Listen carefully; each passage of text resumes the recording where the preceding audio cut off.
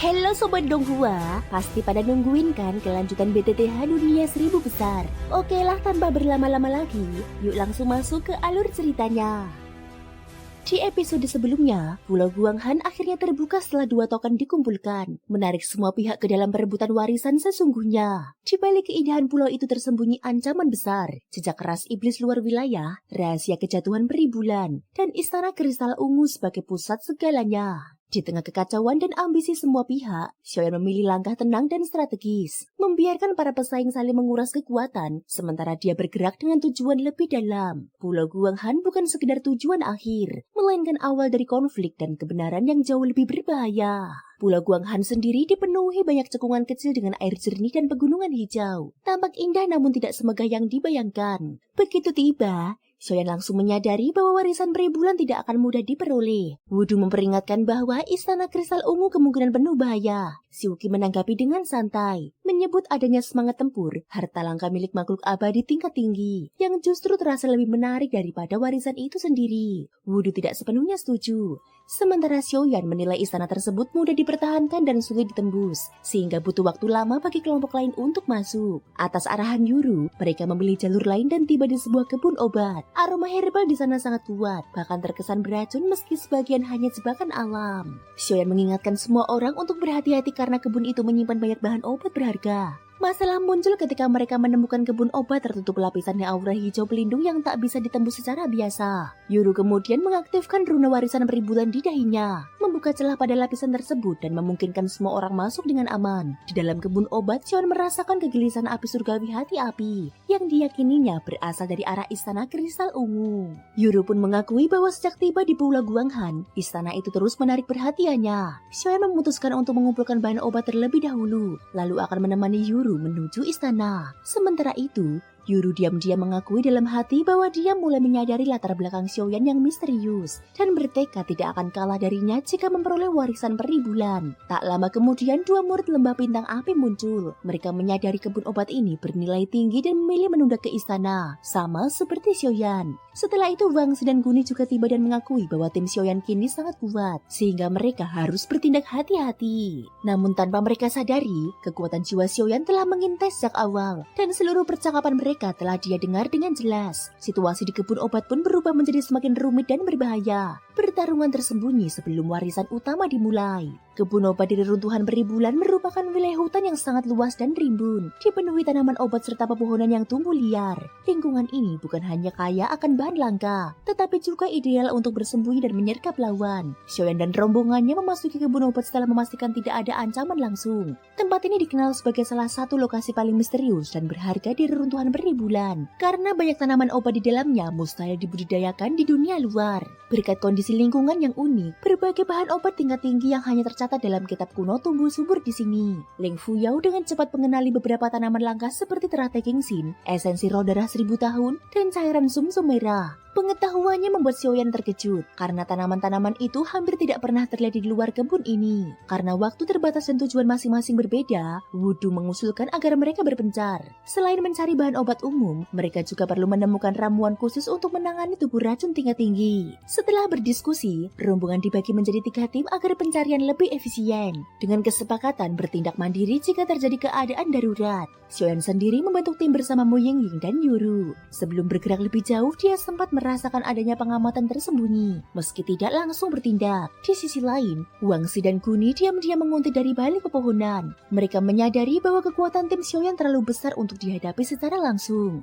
Meski tertarik pada runa warisan milik Yuru, mereka berhati-hati karena Xiaoyan dikenal sebagai sosok berbahaya yang pernah membunuh Ki Hauran. Akhirnya, keduanya merencanakan untuk memanfaatkan keberadaan 2 wanita di sisi Xiaoyan sebagai titik lemah. Sementara itu, Xiaobi dan Xintaqi juga muncul di kebun obat. Mereka menyadari keberadaan orang-orang dari Sekte Racun dan Solomon yang terkenal licik dan berbahaya. Tidak ingin terlibat konflik, Xintaqi memilih menyembunyikan aura mereka dan fokus mencari bahan obat yang dibutuhkan. Di bagian terdalam kebun obat, tersembunyi sebuah tempat kultivasi yang luar biasa. 4 pohon raksasa berdiri menjulang, dikelilingi sulur perak yang memancarkan energi kaisar sangat pekat. Di sanalah Gingseng Raja Langit, makhluk obat tingkat tinggi yang telah berubah wujud menjadi manusia. Dia sedang bermeditasi. Gingseng Raja Langit memanggil dua makhluk obat lain, Xiaoman dan Dashi. Dia mengungkap bahwa mereka bertiga adalah tanaman obat tingkat tinggi yang lahir di kebun obat dan berhasil memperoleh wujud manusia berkat kekuatan misterius tempat ini. Namun dia juga mengungkap fakta mengejutkan. Usianya hampir mencapai 10.000 tahun. Angka tersebut menandai ambang bencana langit, sebuah hukuman atau pembatasan yang diberlakukan langit terhadap semua makhluk non-manusia. Dengan nada berat dan penuh kesedihan, Gingseng Raja Langit menyinggung bahwa waktu yang dimilikinya mungkin tidak banyak lagi. Sebuah ancaman besar yang membayangi makhluk-makhluk obat di kebun obat. Apa maksudmu? Xiaoman sedikit mengernyitkan dahi. Wajahnya penuh kebingungan. Semua makhluk hidup, termasuk binatang iblis, berbagai tanaman obat, hingga keajaiban langit dan bumi, sejak lahir telah membawa kekuatan langit dan bumi. Ucap Gingseng Raja Langit perlahan. Namun seiring kekuatan itu terus tumbuh, ketika sudah cukup besar hingga mengguncang tatanan langit dan bumi, maka akan menarik sesuatu yang disebut bencana surgawi. Kengerian bencana itu tak terlukiskan dengan kata-kata, tapi satu hal pasti, tak ada satupun makhluk yang ingin menghadapinya. Di bawah bencana surgawi, segala pikiran hanya diliputi keputusasaan, dan peluang untuk berhasil amatlah kecil. Jika gagal, maka yang tersisa hanyalah kehancuran, menjadi debu sepenuhnya. Namun jika berhasil, barulah benar-benar berubah. Laksana ulat yang menjelma menjadi kupu-kupu, melonjak ke tingkat yang lebih tinggi. Sayangnya, peluang keberhasilannya terlalu kecil, nyaris nol. Nada suara Gingseng Raja Langit syarat keputusasaan. Bahkan dirinya pun tampak tak berdaya menghadapi kenyataan itu. Apakah tidak bisa dihindari? Tanya Xiaoman dengan pelan. Dari penjelasan Gingseng Raja Langit, dia bisa merasakan betapa mengerikannya bencana tersebut. Hehehe, mana mungkin hal seperti itu mudah dihindari. Selama masih tergolong keajaiban langit dan bumi, setiap 10.000 tahun akan ada satu bencana. 50.000 tahun satu lagi, 100.000 tahun satu lagi. Di bawah 3 bencana itu, tak terhitung banyaknya keajaiban langit dan bumi yang gugur. Namun jika benar-benar mampu melewati ketiga bencana tersebut, maka akan naik ke tingkat yang sama sekali berbeda. Pada tingkat itu mungkin dunia ini pun sulit menemukan lawan yang sepadan. Ucap Gingseng Raja Langit. Perjalananmu kali ini, Dashi seakan menyadari sesuatu dan buru-buru berbicara. Benar, aku datang kali ini untuk berpamitan pada kalian berdua. Ucap Gingseng Raja Langit. Di antara para manusia yang memasuki reruntuhan kali ini, ada seseorang yang mungkin bisa membantuku melewati bencana. Karena itu aku harus mencobanya. Jika tidak, aku sudah tak punya waktu lagi. Ucap Gingseng Raja Langit kembali. Itu terlalu berbahaya. Ujar Dashi tanpa ragu. Meski berbahaya, aku tetap harus pergi. Jika tidak mengambil kesempatan terakhir ini, aku hanya bisa menunggu kematian. Ucap Gingseng Raja Langit sambil menggeleng. Mengingat itu, apa yang bisa kami lakukan untuk membantumu? Dashi tak lagi mencoba membujuk. Dia tahu jika Gingseng Raja Langit tidak berjuang kali ini, akhir hidupnya hanya akan sia-sia. Dan itu jelas bukan akhir yang ingin mereka lihat. Setelah aku pergi, kebun obat ini kuserahkan kepada kalian. Ucap Gingseng Raja Langit sambil tersenyum. Dia tak berkata apa-apa lagi. Baiklah, jawab Dashi dan Xiaoman serempak. Mereka paham betul keteguhan hati Gingseng Raja Langit. Apakah kau akan kembali? Tanya Xiaoman dengan suara gemetar. Jika aku berhasil, aku pasti akan kembali. Jangan khawatir, ucap Gingseng Raja Langit. Begitu selesai berbicara, tubuhnya berubah menjadi seberkas sayap perak dan menghilang dari pusat kebun obat. Dashi, menurutmu, apakah dia akan berhasil? Xiaoman menatap ke arah kepergian Gingseng Raja Langit. Aku tidak tahu, jawab Dashi pelan. Kau sendiri masih punya 5.000 tahun usia. Mungkin suatu hari nanti kau akan mengetahui jawabannya. Xiaoman tak berkata apa-apa lagi. Dalam hatinya dia hanya bisa berdoa. Semoga kau berhasil. Sementara itu, Tian Wangseng atau Gingseng Raja Langit telah meninggalkan pusat kebun obat dan bergerak menuju Xiaoyan dan rombongannya. Memiliki api suci dan kekuatan jiwa sebesar ini, jika dugaanku benar, orang ini pasti seorang alkemis luar biasa. Hal-hal itu sudah tak penting lagi. Jika dia bisa membantuku melewati bencana surgawi dengan sukses, maka tubuh ini layak kuserahkan kepadanya. Setelah melewati bencana, tubuhku akan menjadi Tian Wang Gingseng berusia 10.000 tahun. Benar-benar terasa murah. Kilatan kesedihan tampak di mata Gingseng Raja Langit. Saat ini, usia Gingseng Raja Langit hampir 10.000 tahun. Artinya, khasiat tubuh gingseng miliknya jauh melampaui gingseng sejenis apapun yang pernah dikenal Xiaoyan. Pada saat ini, Xin diperlihatkan di tempat Xiaoyan berada. Kalian tidak apa-apa? Tanya Xiaoyan pada Mu Yingying dan Yuru di sampingnya. Entah mengapa, sejak berpisah dari yang lain, kedua wanita itu menjadi sangat pendiam. Sepanjang perjalanan mereka membiarkan Xiaoyan berbicara tanpa menyela. Namun dengan kekuatan jiwanya yang tajam, Xiaoyan merasakan ada sesuatu yang aneh di antara mereka.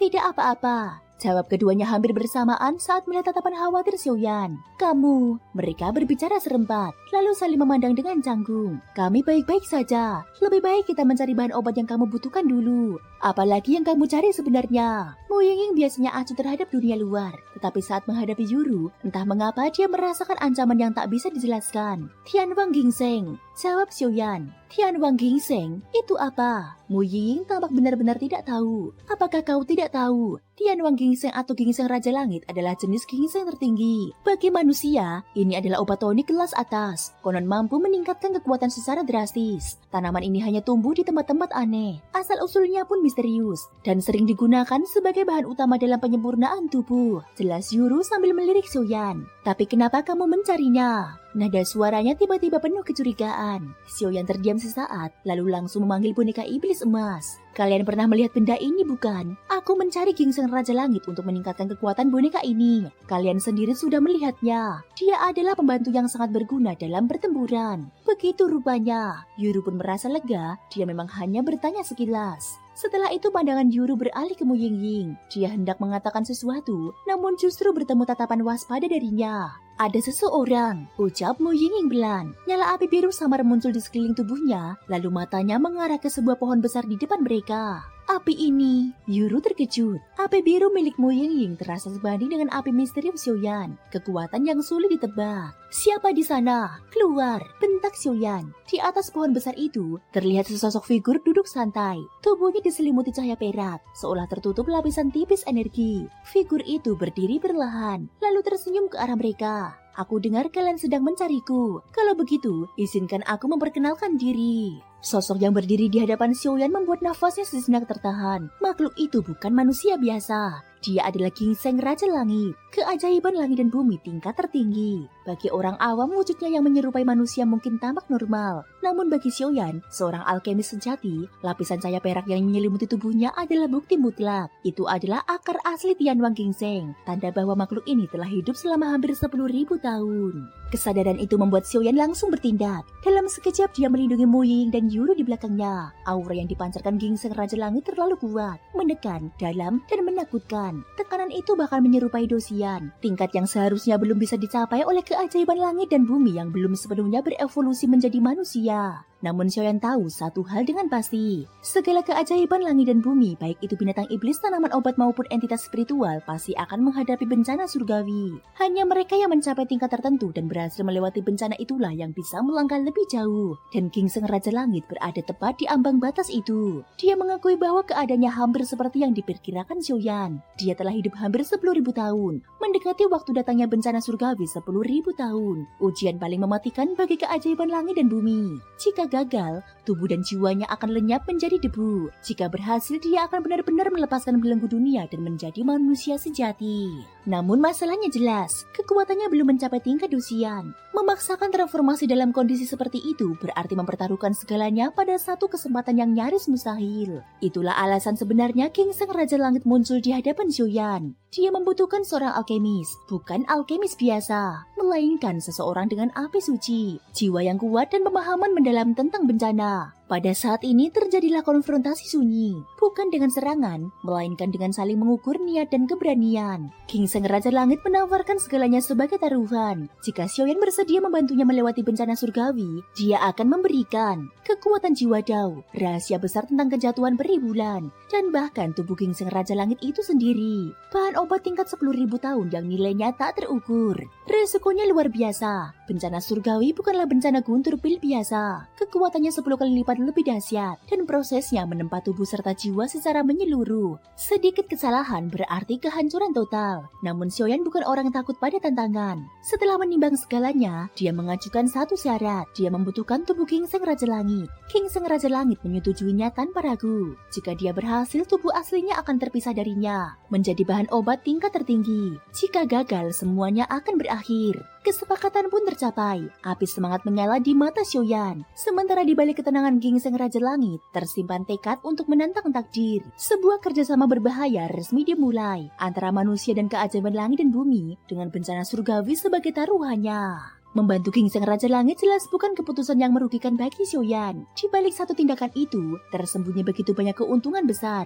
Dia bisa memperoleh tubuh Tianwang Gingseng yang langka, membantu Yuru mendapatkan warisan peri bulan, dan yang paling menggoda, kesempatan untuk menguasai Dou Spirit, kekuatan misterius yang hanya dimiliki para eksistensi puncak. Dengan timbal balik sebesar ini, hampir mustahil bagi Xiaoyan untuk menolak. Namun Xiaoyan bukan orang yang mudah terlena. Dia segera teringat satu hal penting. Dou Spirit dikenal sebagai kekuatan eksklusif milik para Dosian. Maka dia pun langsung mempertanyakan ucapan gingseng Raja Langit sebelumnya. Gingseng Raja Langit tertawa pelan. Dia menjelaskan bahwa memang benar, hanya Dosian yang dapat sepenuhnya menyerap Dou Spirit. Akan tetapi seorang Dodi masih memiliki kemungkinan untuk memperolehnya melalui metode khusus. Meski kekuatan itu belum bisa dimanfaatkan sepenuhnya sekarang, Dou Spirit tersebut dapat disimpan dan baru akan benar-benar menyatu saat sang pemilik menembus ranah Dosian di masa depan. Dengan kata lain, Xiaoyan akan memperoleh keuntungan ganda sekaligus. Lebih jauh, gingseng Raja Langit mengungkap hakikat Dou Spirit. Kekuatan ini bukan sekedar energi biasa. Dia memiliki kesadaran sendiri, kekuatannya luar biasa dan jumlahnya sangat terbatas. Di seluruh 108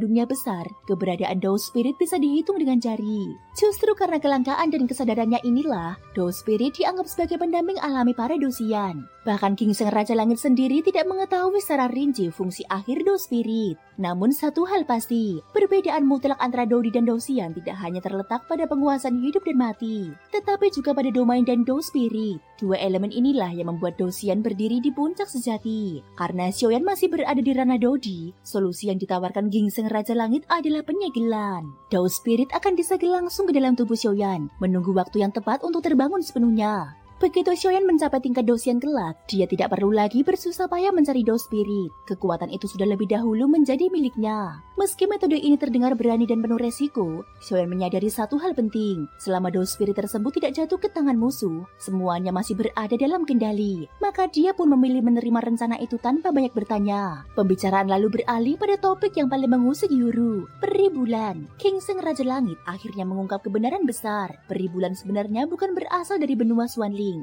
melainkan dari dunia lain. Di masa lalu, dia adalah seorang Dosian sejati. Namun karena suatu sebab yang tidak diketahui, dia memancing permusuhan dua ras iblis asing tingkat terhormat. Pertarungan itu berakhir tragis. Peri bulan gugur dengan kebencian yang mendalam, dan dari kematiannya lah runtuhan misterius ini tercipta. Mendengar istilah ras iblis tingkat terhormat, ekspresi Xiaoyan langsung berubah. Dia sangat memahami arti tingkatan itu. Dalam hierarki ras iblis asing, terdapat 5 tingkatan kekuatan: surga, bumi, terhormat, kaisar, dan raja. Tingkat terhormat berada jauh di atas musuh yang pernah dihadapi sebelumnya. Eksistensi yang kekuatannya hampir menyentuh ranah Dosian. Kesadaran ini membuat situasi terasa jauh lebih berat dari yang dibayangkan langsung. Iblis darah pengawal kiri yang pernah dia hadapi sebelumnya hanyalah ras iblis tingkat bumi. Namun kekuatannya saja hampir membuat Xiaoyan gugur. Maka ras iblis tingkat terhormat kemungkinan adalah pemimpin klan, tentu jauh lebih mengerikan, dan jumlahnya 2. Ras iblis tingkat surga umumnya hanyalah bawahan, tingkat bumi sudah tergolong kuat. Sementara tingkat terhormat dan ke atas kekuatan terendahnya setidaknya setara dengan Dosian manusia. 2 ras iblis terhormat itu kekuatannya telah mendekati tanpa batas tingkat Dosian. Tak berlebihan jika dikatakan mereka berada di puncak Dodi. Dengan metode kecikas ras iblis, peri bulan akhirnya kalah di tangan mereka berdua.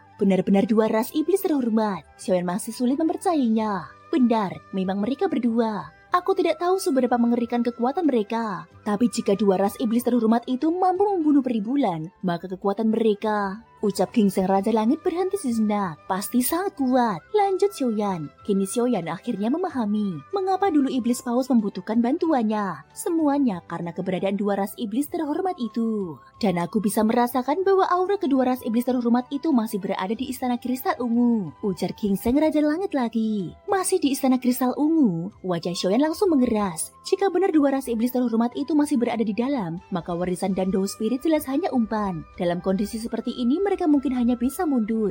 Bagaimanapun juga, dengan kekuatan Xiaoyan saat ini, bahkan menghadapi tingkat Dodi bintang 8 saja sudah sangat sulit. Apalagi menghadapi 2 ras iblis asing di puncak Dodi. Ini akan jadi masalah besar. Ekspresi Xiaoyan berubah serius. Namun meski kedua makhluk itu ada di istana, jangan lupakan murid perempuan peri bulan. Murid peri bulan berhasil lolos dari bencana. Sejak peri bulan gugur dan meninggalkan runtuhan ini, dia berada di dalam istana. Pertama, untuk menekan ras iblis asing dengan kekuatan misteriusnya. Kedua, kedua, sepertinya dia sedang menunggu seseorang, kata Gingseng Raja Langit sambil tersenyum. Di dunia lain, selain api suci, apakah ada hal lain yang bisa menekan ras iblis luar wilayah? Xiaoyan bertanya dengan bingung. Api suci memang musuh alami ras iblis. Hanya dengan api suci seseorang bisa benar-benar membakar dan membunuh mereka, jawab Gingseng Raja Langit. Namun selain api suci, memang sangat sedikit hal di dunia besar ini yang mampu menekan ras iblis asing. Begitu rupanya. Xiaoyan mengangguk paham. Sementara itu, Mu Yingying sejak tadi menatap Gingseng Raja Langit tanpa berkedip setelah mendengar soal membantu menghadapi bencana surgawi. Entah apa yang sedang dia pikirkan.